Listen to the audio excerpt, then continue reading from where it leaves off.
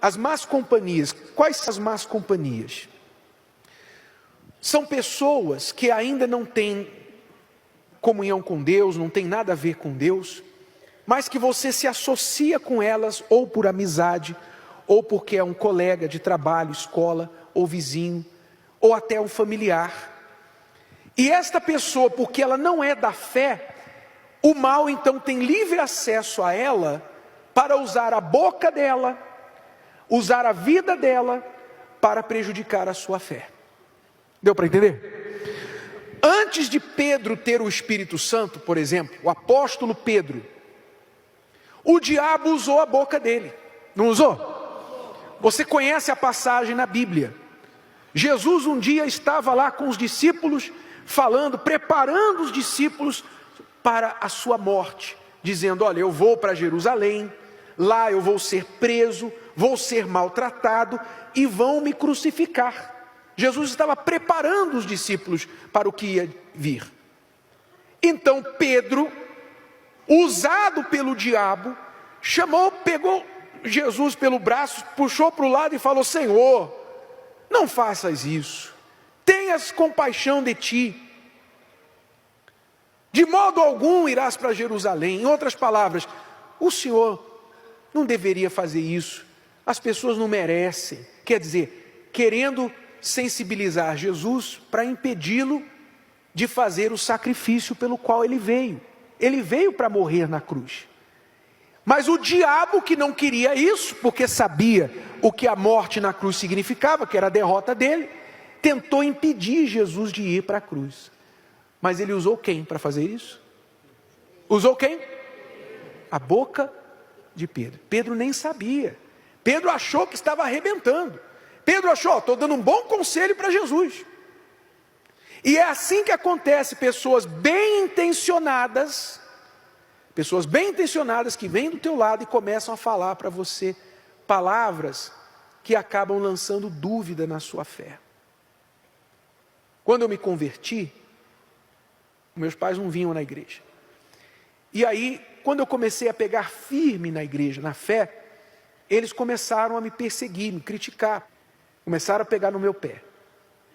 Aí, meu pai pegava as notícias que saíam na mídia, as fake news, os jornais, falando do Bispo Macedo, da Igreja Universal, e mostrava para mim: olha aqui a tua igreja, olha o que está acontecendo, olha o que o teu bispo está fazendo. E chegava para mim para colocar na minha mente dúvida a respeito da igreja que eu estava indo.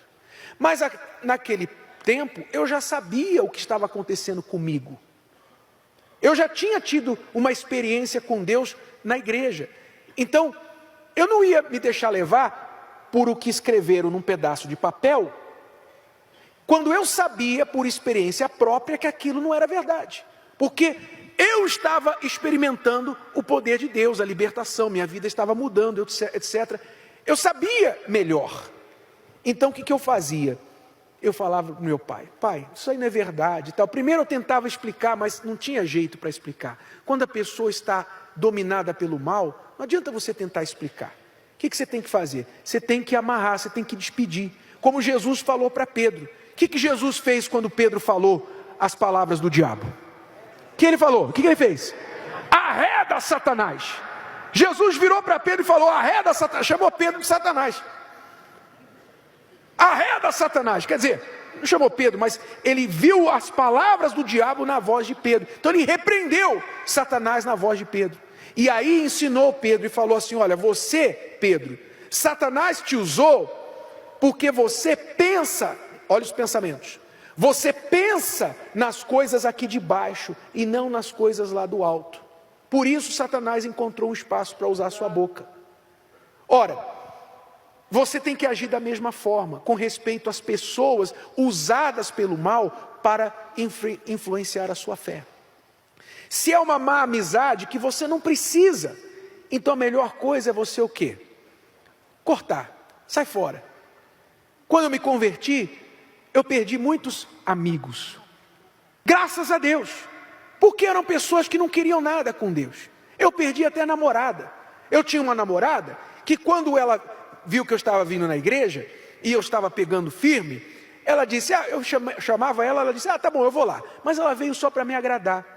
Aí, quando eu, todo feliz que ela veio, aí eu perguntei para ela, e aí, gostou? Ela, não é para mim. Não é para mim. Azar o dela. É ou não é? Azar o dela. Olha o que ela jogou fora. Sim ou não? Azar o dela. Ela não quis. Deus quis. Deus me quis. E colocou alguém melhor. Muito melhor. No meu caminho. Então, assim acontece quando você se torna para Deus. Há pessoas que não vão te acompanhar e ainda vão tentar te atrapalhar.